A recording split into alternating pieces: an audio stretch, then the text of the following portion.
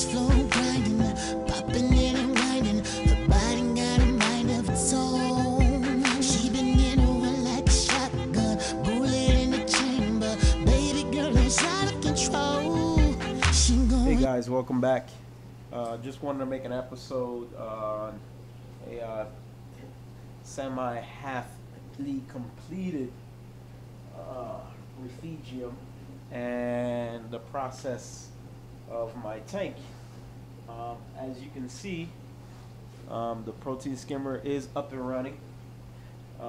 The system is up and running, but I have some problems that I have noticed that I need to correct. We'll start with the protein skimmer. Guys, always have tools and equipment on hand.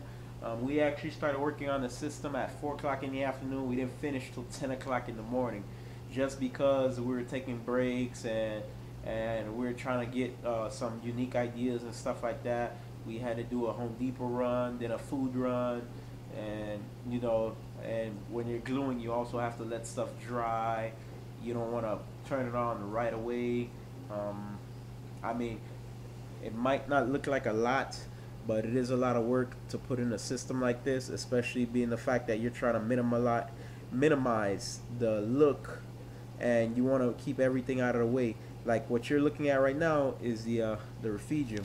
I go ahead and give you a quick preview of what we have done so far and what we're gonna redo, because obviously you come up with more ideas after you have set up the whole thing, but we're only halfway done, so that's a good thing. So we're gonna do redo some items and resecure some items and stuff like that, so hopefully it'll come out a little bit better. We'll start over here. Don't mind the paint. I was painting the floor yesterday.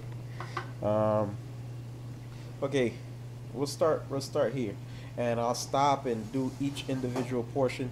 Right here you got the 2-inch bulkhead, which feeds into this 2-inch ball valve right here.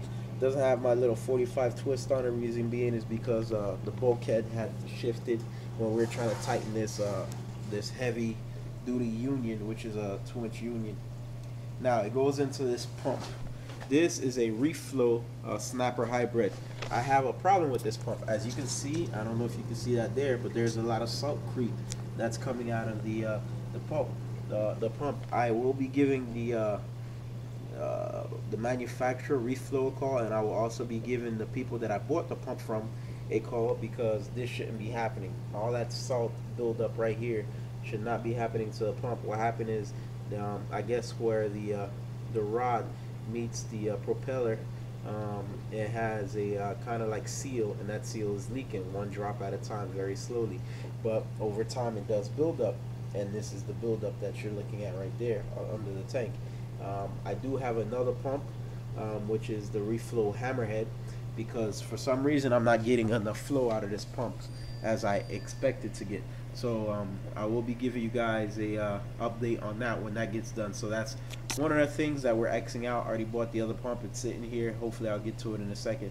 Out the pump into an 1.5-inch union. From that 1.5-inch union to an 1.5-inch ball valve. From that ball valve, here's my tree trunk. From this tree trunk, it actually splits.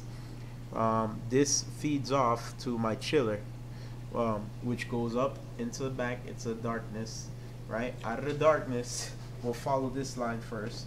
Out of the darkness, it goes over here, and this is the outlet. That outlet slides straight across here into my UV. From the UV, it goes into UV, out here, over the protein skimmer, into this first one. In the last video, I think it was we were gonna put in the second one, but we decided to put in the first one because it'd be a lot easier for us. Now, all right, we'll follow the other line. This is the other half of the tree.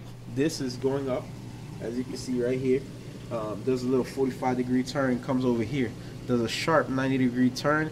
I think this is where we made the error, and this is why I'm missing flow, but still, I don't think this pump is dedicated. I don't like multifunctional pumps, because you always have problems with them. As you can see, I have a problem with this one because you could take it apart.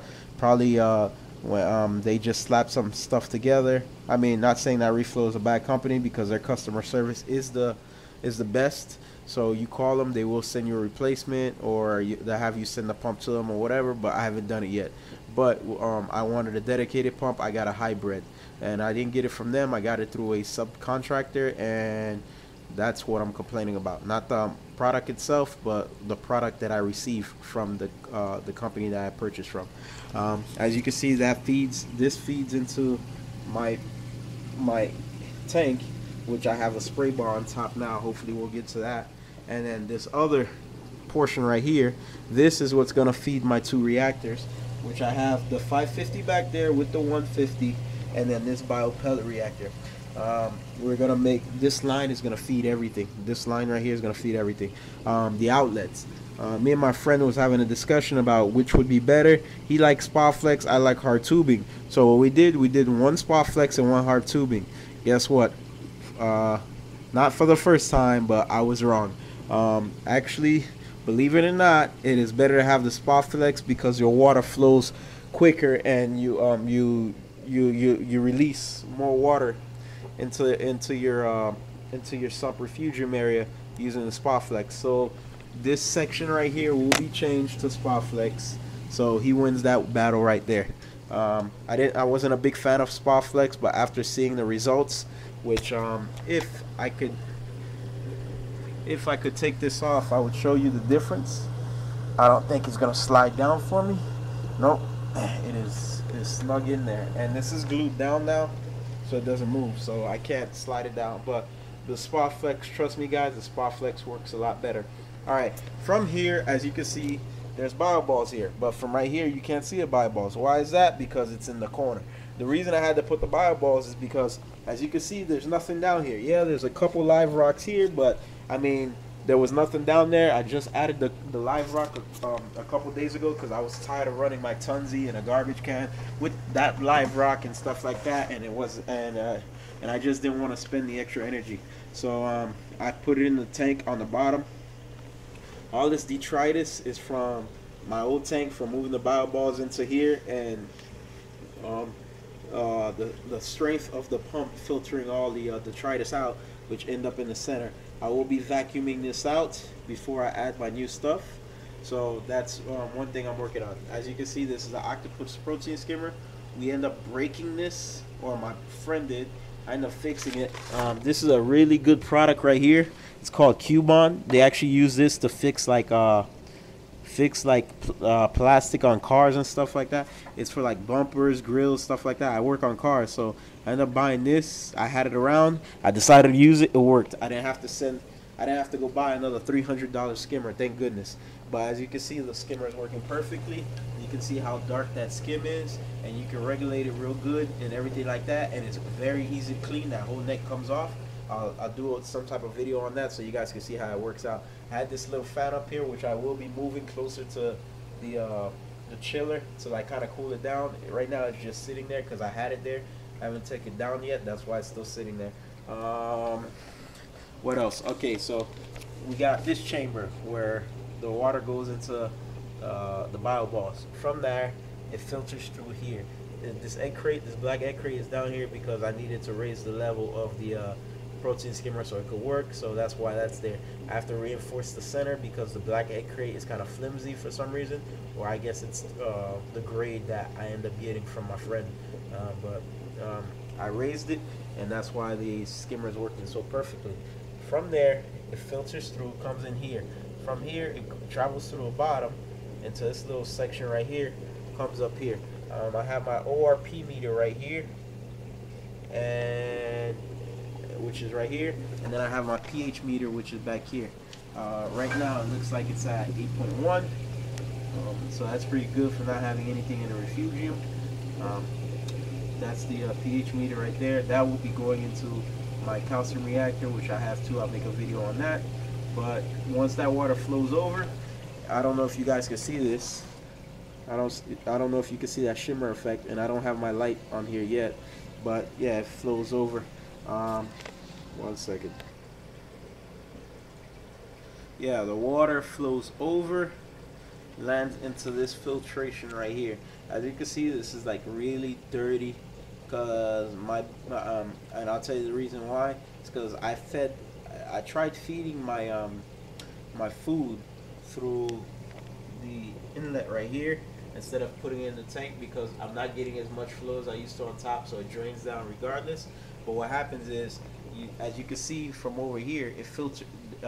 When the pump pumps out, it splits it up. So I guess half the food went back into the system, and that's what caused that to be so dirty.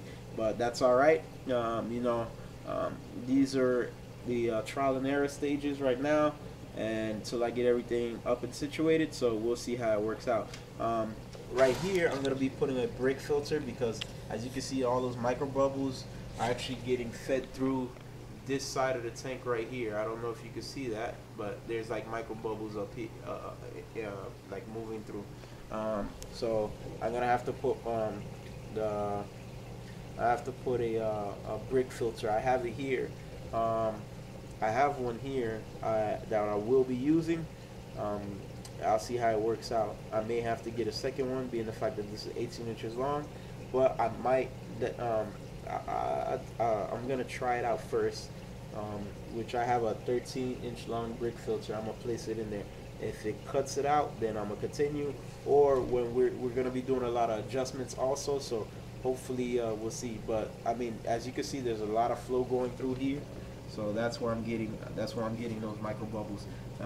Down here, I made this whole section live rock.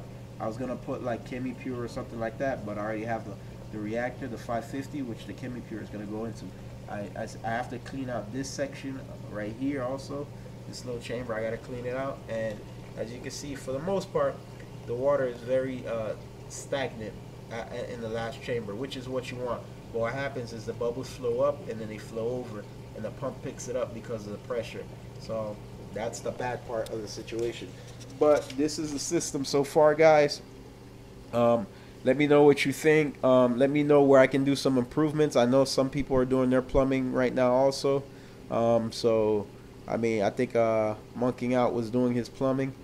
So let me know what you guys think. This is not some simple process. It's very intricate, and we're trying to keep everything like nice and clean for aesthetic purposes. This pump right here will not be here anymore.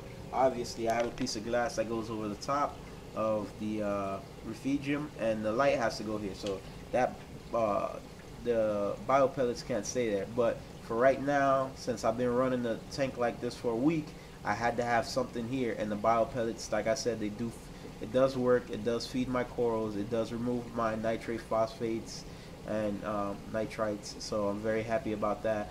I just added some pellets into it not too long ago, so that is that's working. If you guys wanted to know, I can do another review on that, and so you guys can get the a good picture. But I mean, I guess this is it for now. I will see you on the next one, and if you have any questions, concerns, comments, thumbs up, thumbs down, you know, it's all good. So peace, and I'll see you on the next one.